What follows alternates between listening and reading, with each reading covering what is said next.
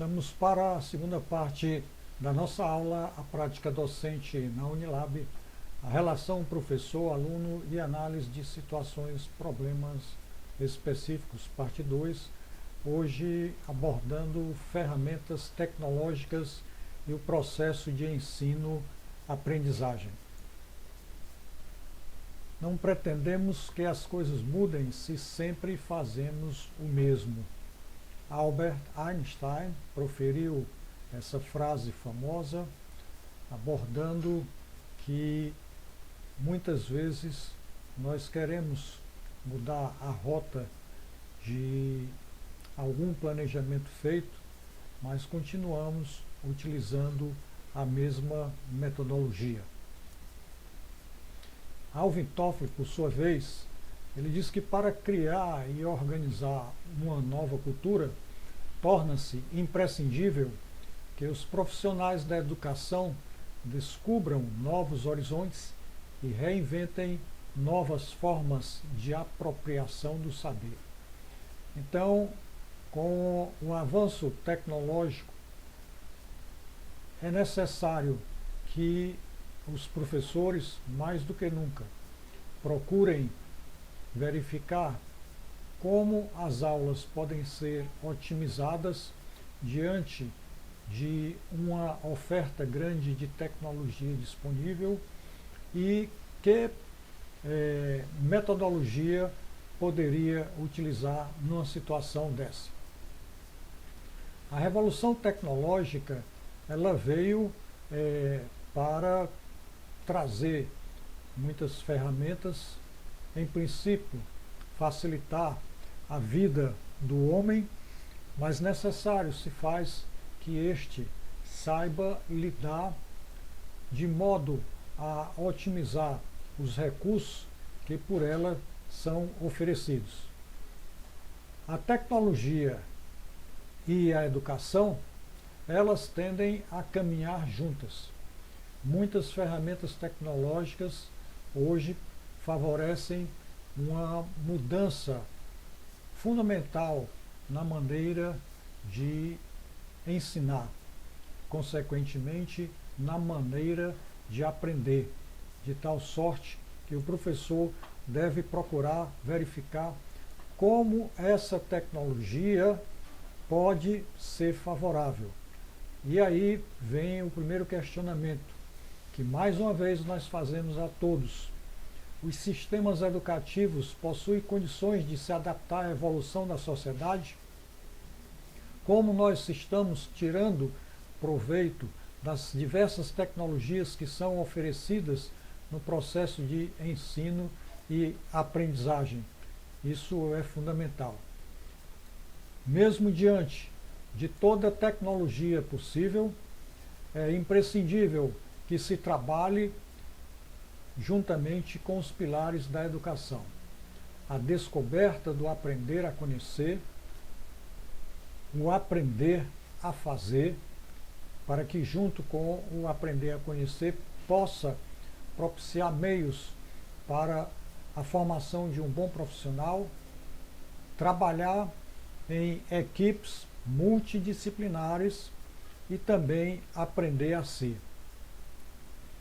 Nesse contexto, é importante que a gente mencione que não basta só a ancoragem ser feita nos 4 pilares da educação, mas também trabalhar a questão da convivência, respeitando as diferenças no modo de pensar, no modo de se comportar, no modo como vê as coisas, principalmente separando o que é fato, realidade nua e crua, com o que é fenômeno, maneira distinta de várias pessoas verem o fato por uma maneira diferente. A partir do momento que conhecer o conteúdo, como transformar esse conteúdo em benefício da aprendizagem. Outro ponto fundamental, a capacidade de recomeçar. Mesmo ao errar, ter a capacidade de trabalhar o erro e aprender com o erro. Preservar a obstinação, a proatividade, a vontade de aprender, valorizando o saber, valorizando o conteúdo e como tirar proveito desse conteúdo.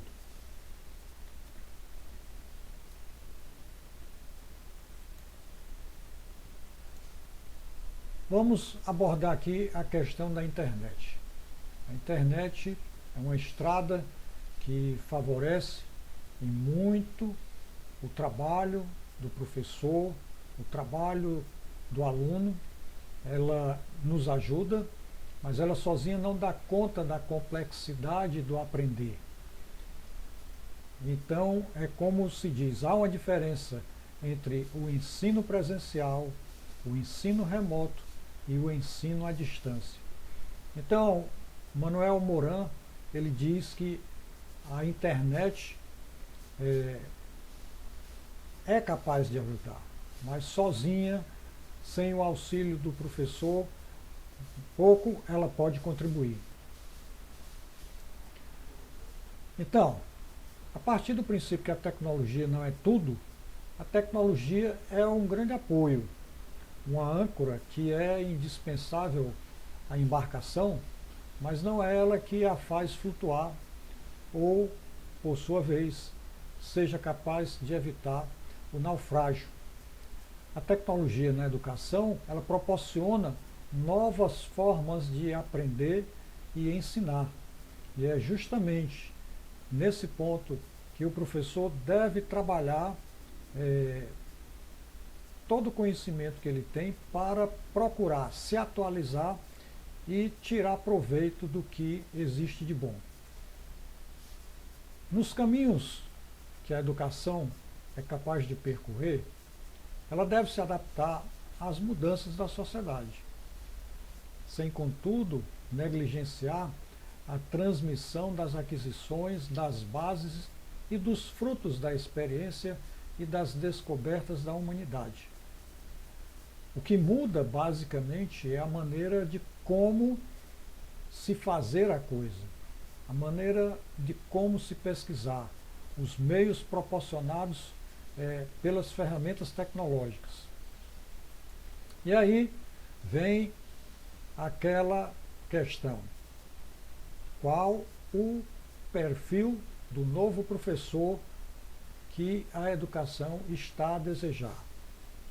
O professor que seja capaz de proporcionar uma maior interação com as ferramentas para que o discente possa ter a capacidade de aprender e muitas vezes descobrir por si mesmo. Isso é fundamental.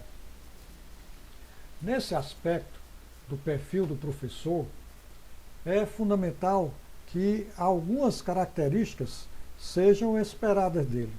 A primeira, que ele procure estar sempre atualizado com o que existe de mais moderno. Isso é fundamental, haja vista que os próprios alunos diuturnamente buscam as novidades. Outro aspecto é saber utilizar a tecnologia para o melhor aprendizado. Como pode tirar proveito de uma determinada ferramenta para levar a aprendizagem para os alunos. Outro aspecto é admitir que não possui respostas em sua totalidade. Não entregar a receita do bolo pronta. Outro aspecto fundamental é verificar que ele está numa posição de parceria com os alunos e, ao mesmo tempo que ensina, aprende com eles. E, ademais, continua mantendo a autoridade sem ser autoritário. Isso é fundamental. E aí, ele pode fazer uso das diversas tecnologias, compartilhando fotos, utilizando microblog, serviços comunitários virtuais, né? serviços de bate-papo, blog e as diversas ferramentas de vídeo conferência. Então, isso tudo é fundamental para que se tenha uma boa aula. Por sua vez, a aula ela não está mais restrita a um determinado local ou hora. Ela pode ser trabalhada, por exemplo, no modo invertido, em que o professor posta na plataforma o conteúdo para a aula da próxima semana e os alunos já trabalham durante essa semana para que, ao chegar na aula, já possam discutir o tema com o professor. Outro aspecto, dentro de espaço e tempo, a preocupação deve ser substituída por um compromisso cada vez maior com o aprender e o ensinar. Isso é de fundamental importância. É bom lembrar que essas tecnologias elas têm alguns pré-requisitos. O primeiro deles diz respeito nas modificações nas formas de pensar e utilizar o conteúdo das diversas disciplinas. Cito aqui um exemplo. Imaginem vocês um professor de bioquímica tratando sobre o ciclo de Krebs. Então ele mostra no quadro, através de um slide, todo o ciclo de Krebs e dá todos os detalhes possíveis, mas não menciona em que aquele conhecimento vai ser útil na vida profissional do aluno. No caso, por exemplo, de um aluno do curso de agronomia, quando este aluno se depara com frutos armazenados em uma câmara frigorífica e de repente falta energia, o gerador não funciona, então a temperatura vai ficar elevada, os frutos vão acelerar o seu processo de respiração, ocorre uma maior síntese do piruvato, consequentemente os micro-organismos que estão em estado de quiescência sobre esses frutos vão começar a agir, porque esses frutos vão amadurecer precocemente. Então a própria queima do piruvato, componente do ciclo de Krebs, vai ser o ponto de equilíbrio no desencadeamento desse processo de apodrecimento desses frutos. Então o professor de bioquímica ele teria que, ao ensinar o conceito, mostrar uma utilidade. Uma mudança radical nas metodologias de ensino e até mesmo na organização da sala de aula, de modo a deixar os alunos mais informais possíveis, mais à vontade, que eles possam interagir e realmente aprender a trabalhar em equipe. A educação do ponto de vista construtiva, os alunos podem aprender ao mesmo tempo em que produzem, criando suas próprias representações em lugar de ouvir dizer como as coisas podem ser feitas. Então eles têm que buscar trabalhar esse conteúdo da maneira que for mais viável para eles, e o professor deve estimular principalmente o pensamento criativo, as ideias, estimular novas descobertas, de maneira que, como já mencionava Domênico De Masi em seu livro O Ócio Criativo, seja o aluno capaz de trabalhar na sala de aula, ter lazer e aprender tudo ao mesmo tempo. Nesse ponto, é fundamental que a autoestima do aluno seja trabalhada de modo contínuo, porque ele deixa de ser um receptor passivo de informações, ele passa a ser autor e ator do processo de ensino-aprendizagem. Então ele é um participante fundamental nesse processo e deve ser estimulado. Desenvolver habilidades é uma coisa que é muito difícil no processo de ensino e aprendizagem, principalmente na academia. Mas deve ser estimulada a capacidade de colaborar em trabalhos em grupos. Isso é fundamental para que todos eles em conjunto possam interagir e nessa interação possam aprender mais. E a capacidade de desenvolver raciocínios mais complexos, de modo a entender esses conteúdos, o porquê, para que servem. Isso é fundamental. E um maior respeito ao senso crítico do aluno, principalmente saber ouvir o aluno. A capacidade de comunicação é uma via de mão dupla.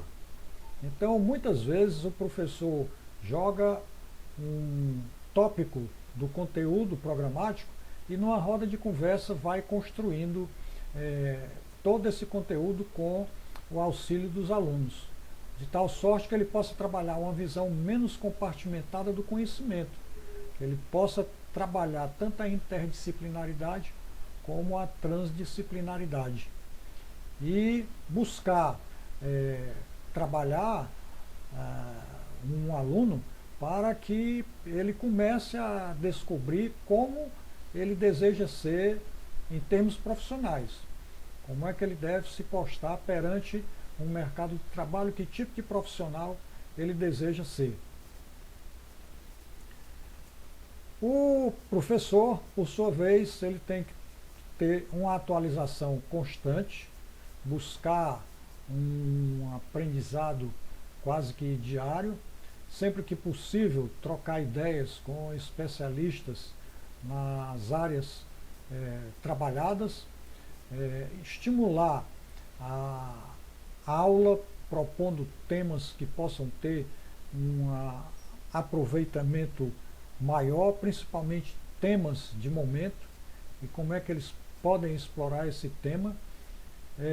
Saber consultar bases de dados com material original, saber o que é que está por trás desses dados, o que é que esses dados conseguem dizer e trabalhar no sentido de tirar o aluno da zona de conforto, para que o aluno possa buscar e descobrir o melhor que ele é capaz de ter. Isso é fundamental para qualquer professor. Finalmente, Alvin Toffler diz que já não é suficiente entender o passado, não basta nem mesmo compreender o presente. É preciso aprender a antecipar as direções e o ritmo das mudanças. É preciso aprender a fazer suposições repetidas, prováveis, de um alcance cada vez mais amplo a respeito do futuro.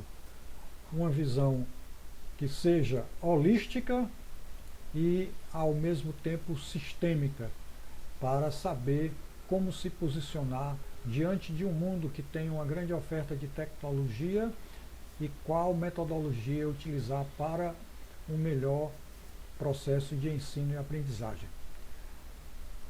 Por hoje é só, até a nossa próxima aula. Obrigado.